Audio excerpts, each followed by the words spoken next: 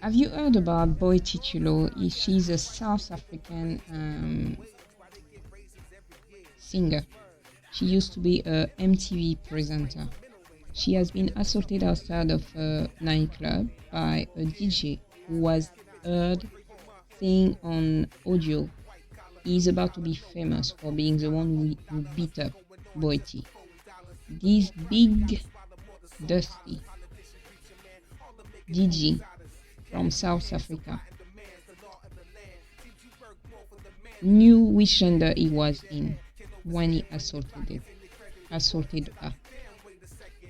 He knew he was a man. He referred to himself as a man, which is an important distinction when you look at this picture. When you look at this picture, this is a homosexual man who cosplay as a woman. He loved to wear dress and makeup. So at first glance, you are not sure if he is a trans person.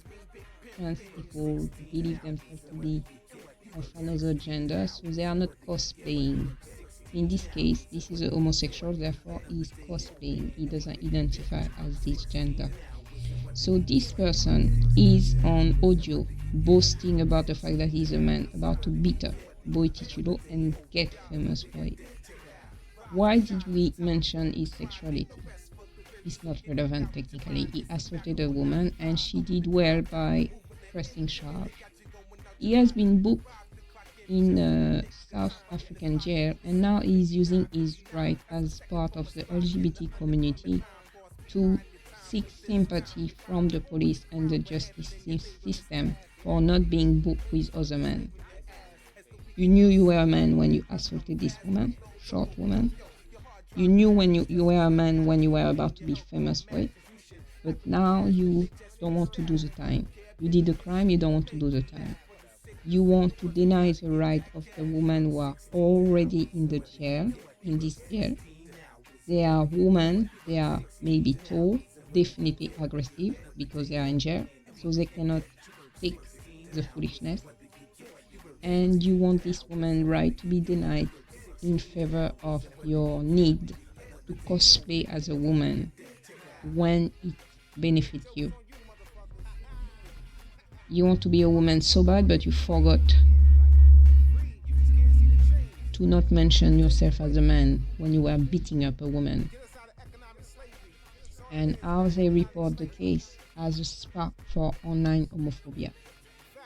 They are not insisting on the right of Boity Thulo. They are not insisting on the right of this woman in the prison to not be put at risk by this DJ, this aggressive DJ.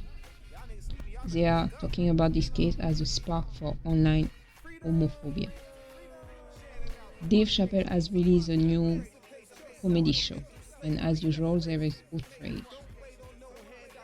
But in this case, why are we talking about cancelling his show when his job is to make jokes about everyone is taking it, but there is one community you should not even mention.